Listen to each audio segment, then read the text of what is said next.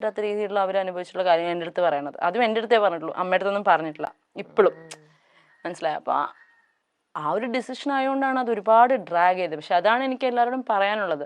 നമുക്കൊരു സ്ഥലത്ത് പറ്റുന്നില്ല എന്ന് കണ്ട ആ സമയത്ത് ചിലപ്പോൾ എല്ലാവരും നമ്മുടെ അഗേൻസ്റ്റ് നിൽക്കുമായിരിക്കും. പക്ഷെ നമുക്ക് നമ്മുടെ കയ്യിൽ നിന്ന് കാര്യങ്ങൾ പോകുന്നതിന് മുമ്പ് അവിടെ നിന്ന് വിടുക. അല്ലാന്നുണ്ടെങ്കിൽ ഒരുപാട് കഴിയുമ്പോൾ നമുക്കത് ആർക്കും പറഞ്ഞ് കൺവിൻസ് ചെയ്യാൻ പറ്റില്ല, കേൾക്കേണ്ടി വരും. That's all. So what you said is like pretty right. അമൃതേച്ചിക്ക് ആ ഒരു ഇതുണ്ടായിരുന്നു. പക്ഷെ പിന്നെ ഞങ്ങളുടെ അച്ഛനും അമ്മയും ഭയങ്കര പാവ ആൾക്കാരായിരുന്നു. അപ്പം അവർ പറയും കുഴപ്പമില്ല, ഞങ്ങൾക്കറിയാലോ ഞങ്ങളുടെ മോൾക്ക് ഇങ്ങനെ തെറ്റ് പറ്റാനുള്ള ഞങ്ങൾ എങ്ങനെ വളർത്തിയോണ്ടായി. ഇപ്പം നിന്നെ ഞങ്ങൾ വേറെ കുറച്ചൊരു ബോൾഡൊക്കെ ആക്കി വളർത്തിയായിരുന്നു, നിനക്കിതൊന്നും പറ്റില്ലായിരുന്നു. നിന്നീ ഒരു പാവമായി പോയതുകൊണ്ടാണ് നിനക്കത് അനുഭവിക്കേണ്ട വന്നേന്നുള്ളത് പറയുന്നതാണ് ചേച്ചിയുടെ strength. So we are lucky that way. അല്ലെങ്കിലും അന്നത്തെ ഒരു ഏജില് അമൃതയ്ക്കും എത്ര മെച്യൂരിറ്റി ഉണ്ട്, വളരെ യങ് അല്ലേ.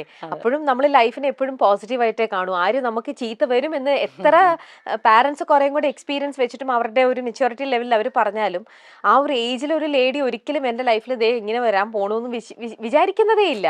എനിക്ക് നല്ലതായിരിക്കും വരുന്നത്, ഒരു ട്രൂ ലവ് ആണ്, എന്റെ ലൈഫ് നല്ല രീതിയിൽ ടേക്ക് ഓഫ് ചെയ്യും ഇതാണെന്ന് വിചാരിക്കും. അങ്ങനെ വിചാരിച്ചിട്ട് അതിലേക്ക് സ്റ്റെപ്പ് ഓൺ ചെയ്യാണ്. പക്ഷേ അതവിടുന്ന് തെറ്റിപ്പോയി. അങ്ങനെ പറഞ്ഞ പോട്ട് എന്റെ സ്റ്റോറിയിലെ വില്ലൻ ചിലപ്പോ മറ്റൊരാൾക്ക് വില്ലൻ ആയിരിക്കണം എന്നില്ല കേട്ടോ. അവര് തമ്മിൽ ചേരായിരുന്നോണ്ടാണ് അവരത് വർക്ക് ആവുന്നത്. മേ ബി പുള്ളിയാണെങ്കിലും അയാള് നല്ലതാണെന്ന് തോന്നുന്ന വേറെ ആൾക്കാർ ഉണ്ടാവുമായിരിക്കാം. അതിനകത്ത് നമുക്കൊരു തെറ്റും പറയുന്നില്ല. ആള് ചെയ്യുന്ന നല്ലതൊക്കെ നല്ലതാന്ന് തന്നെ അപ്പോഴും പറയുന്നുള്ളൂ. പക്ഷെ എന്റെ ചേച്ചി സഫർ ചെയ്തത് അത് കേൾക്കുമ്പോ എനിക്ക് ഹീസ് എ വില്ലൻ ഓൺലി. അത് എനിക്കിപ്പോ എവിടെ ഇരുന്നോ ഞാൻ പറയും, ഐ ഡോണ്ട് കെയർ. ചിലത് നമ്മൾ ചേരില്ല, എന്നാ അതിലെ ഒന്ന് വേറെ ആൾക്കാരായിട്ട് അത് ചേരുവായിരിക്കാം. നമുക്കൊന്നും ചെയ്യാൻ പറ്റുന്ന കാര്യങ്ങളല്ല. അപ്പൊ അതിനകത്തൊക്കെ ഈ പറഞ്ഞ പോലെ നമ്മളൊന്ന് സക്സസ്ഫുൾ ആയ സ്ട്രോങ് ആയി ഒന്ന് ജീവിച്ച് കാണിച്ചിട്ട് നമ്മൾ എന്തെങ്കിലും പറഞ്ഞാൽ അത് കേൾക്കാൻ ആൾക്കാരുണ്ടാവും. അല്ലെങ്കിൽ നമ്മളിവിടെ കിടന്ന് വെറുതെ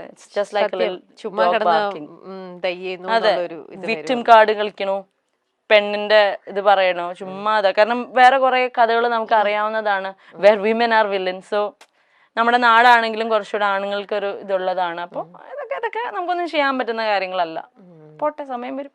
കീപ്പിംഗ് ക്വയറ്റ് അറ്റ് ടൈംസ് അത് ഭയങ്കര ഹെൽപ്ഫുൾ ആയിരിക്കും. പക്ഷെ എന്റെ ചേച്ചി മിണ്ടായിരുന്ന പോലെ മിണ്ടായിരുന്ന പറ്റില്ല. അതെ, പറ്റില്ല. അത് ആരും ഒരുപാട് വർഷത്തേക്കൊന്നും മിണ്ടായിരിക്കരുത്. ഒരു 10-20 മിനിറ്റ് ഒക്കെ മിണ്ടായിരിക്കും, എന്നിട്ട് മിണ്ടണം.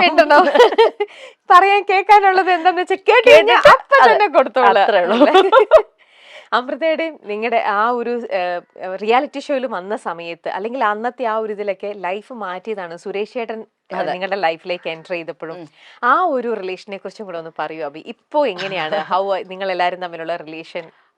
ആ ഒരു ഇത് പറയാനാണെങ്കിൽ ഇപ്പൊ സുരേഷ് അങ്കിളായിട്ടുള്ള നമ്മുടെ ഇതുവരെയും ഭയങ്കരമായിട്ട് സൈബർ ബുള്ളീഡ് ആയിട്ടുള്ള, അഗൈൻ ഈ പറഞ്ഞ പോലെ ഒരു 10 കമന്റുകളിൽ ഈ ഒരു സാധനം വരുമ്പോഴാണ് പയ്യെ ആൾക്കാർ ഇത് അങ്ങനെ ആയിരുന്നല്ലോ എന്ന് ബാക്കി കമന്റ് ചെയ്യുക. അപ്പൊ സുരേഷ് അങ്കിളുടെ സീൻ എങ്ങനെയായിരുന്നു വെച്ചാൽ, സ്റ്റാർസിംഗിൾ ചേച്ചിയുടെ ഫസ്റ്റ് റൗണ്ടിൽ തന്നെ മൗനമേ എന്ന് പറയുന്ന പാട്ട് പാടിയ റൗണ്ടിൽ ചേച്ചി ഒരു പട്ടുപാടയും ബ്ലൗസ് ആയിരുന്നു. അപ്പൊ ചേച്ചി പാട്ടിനും പെർഫോമൻസിനും നമ്മൾ ഇട്ടിരിക്കുന്ന കോസ്റ്റ്യൂമിനും ഒക്കെ ആയിരുന്നു മാർക്ക്. ചേച്ചിയുടെ കോസ്റ്റ്യൂമിന് മാർക്ക് കുറഞ്ഞു, പെർഫോമൻസിന് ഫുള്ള് കിട്ടി. അന്നാണ് സുരേഷ് അങ്കിൾ ഏഷ്യനെറ്റിൽ വിളിച്ചിട്ട് പറയുന്നത്, ഇനി അമൃതയ്ക്ക് കോസ്റ്റ്യൂമിന്റെ കേസിൽ ഒരു പ്രശ്നം ഉണ്ടാവരുത്. ഇതാണ് അന്നുള്ള ബന്ധം. ഇന്നും രാധികാന്റിയായിട്ടും സുരേഷ് അങ്കിളായിട്ടും മക്കളായിട്ടും ഒക്കെ ഞങ്ങൾ ഇപ്പോഴും ദേ ലൈക്ക് ഫാമിലി. പറഞ്ഞുകൊണ്ട് ചേച്ചി പറഞ്ഞ പോലെ ഒരു എക്സ്റ്റേണൽ സപ്പോർട്ട് ഒരു ഫാമിലിയുടെ ഭാഗത്ത് ഉണ്ടായിട്ടുണ്ടെങ്കിൽ ആ സുരേഷ് അങ്കിളുടെ ഫാമിലി എന്നാണ്. ആ കള്ളൻ എന്നുള്ള പേര് ഒരിക്കൽ വന്നു കഴിഞ്ഞാൽ പിന്നെ എത്ര നല്ല രീതിയിൽ ജീവിച്ചാലും അവൻ കള്ളനാന്നുള്ള പേര് വന്നുകൊണ്ടേയിരിക്കും. അത് കട്ടോന്ന് മാറ്റർ അല്ല, ആ കട്ടിട്ടുണ്ടെങ്കിൽ കക്കാനുള്ള റീസൺ മാറ്റർ അല്ല, ഇതൊന്നും മാറ്റർ അല്ല. ആ പേര് വീണോ യു ആർ ഡൺ. എസ്പെഷ്യലി കള്ളൻ എന്നുള്ളതിന്റെ നമുക്ക് അതിന്റെ ഒരു ജെൻഡറും കൂടെ മാറ്റിയ, കള്ളിയാണെങ്കിൽ യു ആർ ഡൺ. ഒരു പെണ്ണിനാണ് ഇത് പറ്റുന്നതെന്നുണ്ടെങ്കിൽ, കാരണം അതിനകത്ത് ഇപ്പം നമുക്ക് ഈ പറഞ്ഞ പോലെ നമുക്ക് മാറ്റാൻ പറ്റുന്നതായിട്ടുള്ള കാര്യങ്ങളല്ല. ഇതൊരു പാട്രിയാർക്കൽ സൊസൈറ്റിയാണ്. ഇവിടെ ഇങ്ങനെയാണ്. നമ്മുടെ കേരളം അല്ലെങ്കിൽ ഇന്ത്യ കുറെ കൂടെ ഒരു മെയിൽ ഡോമിനൻസ് ഉള്ള സ്ഥലമാണ്. അപ്പൊ നമുക്കതിനെ വേണമെങ്കിൽ അറിഞ്ഞ് നമ്മുടേതായ ഒരു വഴി വെട്ടി വരാം, അല്ലാന്നുണ്ടെങ്കിൽ അതിനെ പൂർണ്ണമായിട്ടും അഗേൻസ്റ്റ് ആയി നിൽക്കുക, അല്ലെങ്കിൽ മനസ്സിലാക്കി നിൽക്കുക. അപ്പൊ നമ്മുടെ എവിടെയെന്ന് പറഞ്ഞാൽ being A woman, self earn ചെയ്ത് സെൽഫ് ഡിപ്പെൻഡന്റ് ആയി നിൽക്കുന്ന ഒരു പെണ്ണിന് ഇങ്ങനത്തെ ഒരു ടാഗൊക്കെ കിട്ടിക്കഴിഞ്ഞ് കഴിഞ്ഞാൽ അതിനകത്ത് നിന്ന് വരാനൊക്കെ ഭയങ്കര ബുദ്ധിമുട്ടാണ്. അതിനുവേണ്ടി അത്രയൊന്നും നമുക്ക് എഫേർട്ട് എടുക്കാൻ പറ്റില്ല. ബിക്കോസ് നമ്മുടെ ലൈഫ് വെച്ചിട്ട് നമ്മൾ കളിക്കേണ്ടി വരും. അത് വെരി ട്രൂ. ആ ഒരു പേര് വീണ് കഴിഞ്ഞു കഴിഞ്ഞാൽ പിന്നെ അത് മാറ്റിയെടുക്കാൻ വർഷങ്ങളെടുക്കും. ഒന്ന് വരാൻ ഒരു സെക്കൻഡ് മതി, അതൊന്ന് മാറ്റി അതൊന്ന് ഹീൽ ചെയ്ത് എടുക്കണമെങ്കിലാണ് അതിന്റെ മേളിൽ എത്ര ഡേയ്സ് എത്ര ഇയേഴ്സ് വേണം അല്ലേ? അതിനകത്ത് പക്ഷെ ആർക്കും ഒരു പ്രശ്നമില്ലെന്നേ. ഒരാളുടെ വീഴ്ച അല്ലെങ്കിൽ ഒരാളുടെ പെയിനിനാണ് നമ്മൾ ഈ മോക്ക് ചെയ്യുന്നത്. എന്തായി ഇപ്പോന്നൊക്കെയുള്ള ഒരു ടോണ് അങ്ങനെയൊക്കെ പറയുന്നെങ്കിൽ അത് അങ്ങനെ പറയാനും വേണം ഒരു പ്രത്യേക ഒരിത്.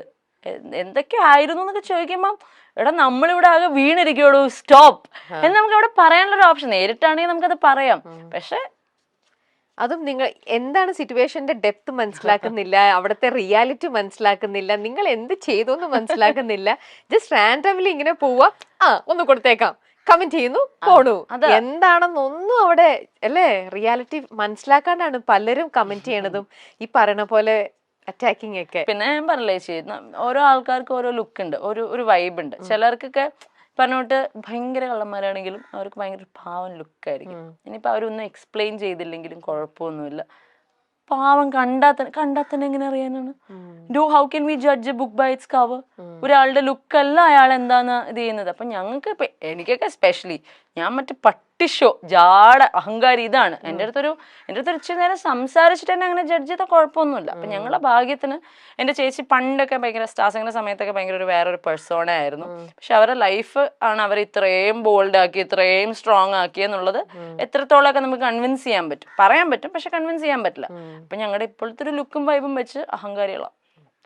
ഒരു രക്ഷയില്ല, അവരുടെ കയ്യിലിരിപ്പിന്റെ അവർക്ക് കിട്ടണം അല്ലേ? നമ്മളിപ്പോ ഇങ്ങനെ പോന്നോട്ടെ അത്രയുള്ള ഒന്നും ചെയ്യാനില്ല അതിനകത്ത്.